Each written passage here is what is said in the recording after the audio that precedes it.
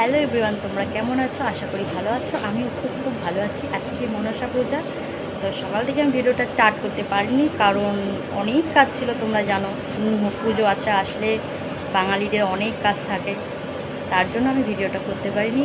আর প্রথম কথা হচ্ছে আমার ছোট বাচ্চা আছে, যার জন্য আমি আরও বেশি করতে পারিনি, তার জন্য দুঃখ।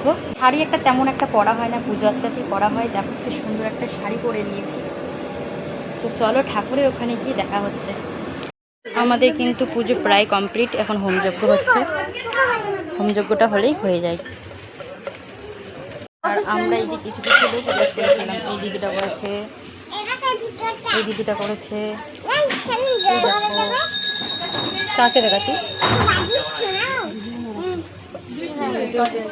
Tata, bye bye.